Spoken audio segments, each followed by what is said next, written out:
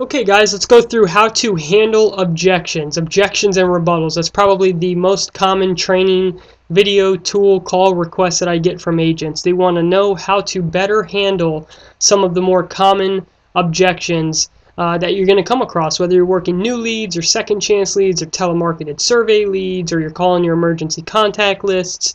You know, there are just some objections that are going to come up.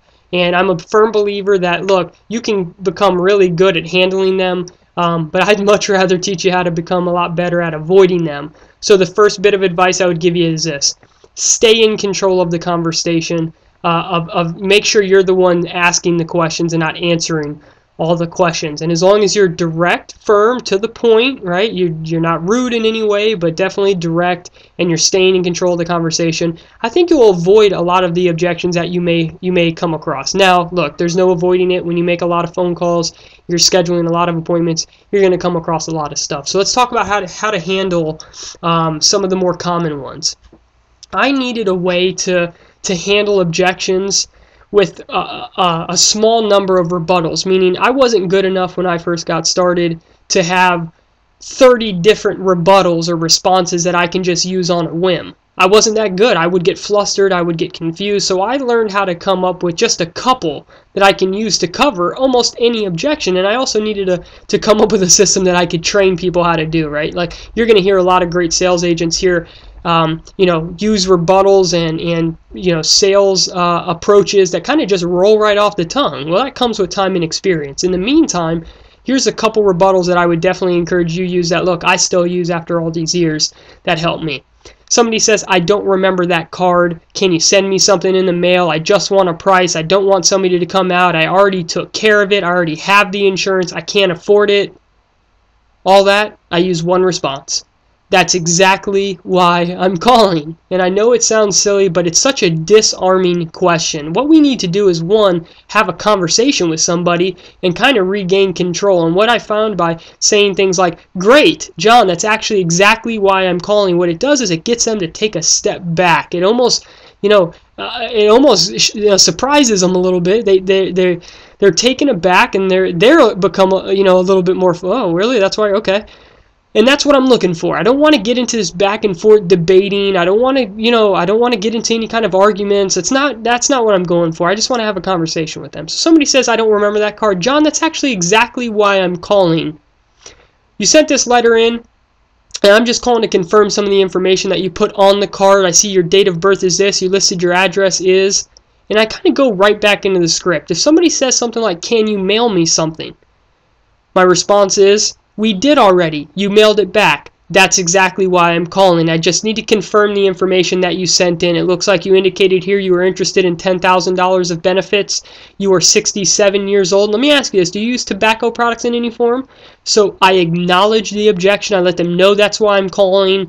And then I immediately go back to asking the questions, right? Because again, questions is control. Whoever's asking the questions is in control. You can answer an objection, not ask another question, and all it's going to do is lead you to having to answer more objections. They're going to start throwing more junk at you and asking you more questions. So regain control after you answer it, but start with, that's exactly why I'm calling. Can you give me a price? I was really just wanting a price. John, that's actually why I'm calling. I need to see what you qualify for first.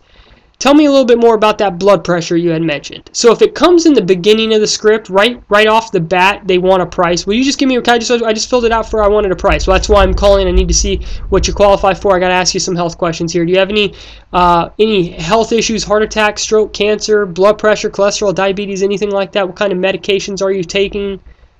And then I just go right into the script and try to book the appointment. If it comes at the end of the conversation, you're trying to schedule the appointment. John, I'm going to be out in your area Saturday. Would 6 or 8 o'clock be better for you?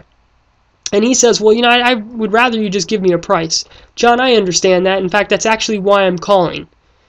I need to see what you qualify for. That part takes about 10 to 15 minutes. And in order to see what you qualify for, I have to see you in person. So would 6 or 8 be better? Would mornings or afternoons be better for you and Mary? If they're adamant about wanting a price, I say, John, that's exactly why I'm calling. Your options are not prepackaged. They're designed to fit your budget. Ultimately, you are going to decide how much you and your family need and want. All I'm there to do is help see what you qualify for. That part takes about 10 to 15 minutes. So would 6 o'clock or 8 o'clock be better? So I'm answering the objection and then I'm closing it. Or I'm answering the objection and then I'm asking them a question and going right back into the script, right? It's got to be one of those two. If they really don't want an agent to come out, I say, John, listen, I understand it'd be a heck of a lot easier for me to just give prices out over the phone all day. The problem is it wouldn't be anywhere near an accurate price because I'm not sure exactly what you qualify for. And that's the part that takes about 10 to 15 minutes. So would 6 o'clock or 8 o'clock be better? You know, you can also say something like, you know, most of my clients would rather not have to see and visit with a nurse. I'm highly regulated by the state of Florida, so in order for me to offer you any kind of coverage and show you any kind of prices without you having to first go to a nurse, I have to see you in person. I would imagine you'd rather sit down with me than have to go to the doctor's office and give blood and urine, right? So I'm going to be out in your area visiting with quite a few clients, and I do have an opening in the mornings and the afternoons, which would be easier for you. That's exactly why I'm calling, and then just transition back into a close or transition back into the script wherever you left off. Guys, the other objection that was pretty common, probably the most common objection I got is, can you call me back? Can you call me again next week? It's not a good time. Can you call me back? John, I wish I could. Unfortunately, I'm only going to be out in your area. I work a bunch of different markets and territories. We have a tremendous amount of requests coming in from your area, so they're scheduling me to go out there on Tuesday and Wednesday. So which one of those 2 days works better for you, mornings or afternoons?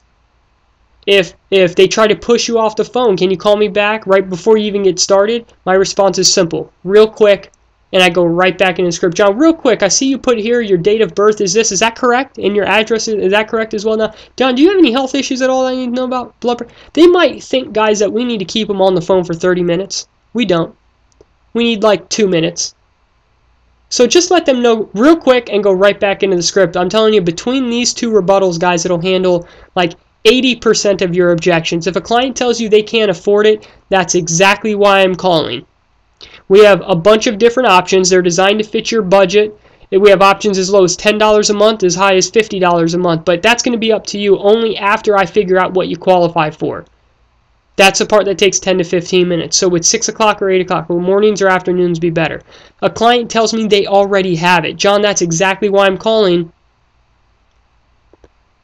Who did you end up going with? Oh, wow, so I see that you did not go with Foresters. Well, that's interesting. You know, John, I find that I'm able to help a lot of clients save a considerable amount of money by doing a quick 5 to 10 minute policy review. I'm glad that you already have something, and I'd like to sit down with you and kind of go through what that is. That way I can note the policy, note your account that you already have this covered and that you have the right product in place. It should only take about 5-10 minutes to do a policy review. So would Tuesdays or Wednesdays work better for you? Guys, look, off of second chance leads, a third of your sales could and should be replacement sales. So when somebody tells you they already have it, great. That's exactly why you're calling, and that should be exactly what you're looking for. Somebody who you know wants it, they can afford it, and you know they're eligible for something, right? Because they have it. You know it's important to them. Get in front of that person. You'd be surprised not only by what they have versus what they think they have. 80% of the time what they think they have is not what they actually have. You'd be surprised how much money you can save them, or just, you know, looking for and uncovering other needs, whether it's Medicare, long-term care, annuities, maybe just a straight life insurance policy, or maybe just even extra final expense coverage so they can leave their family a little bit more money.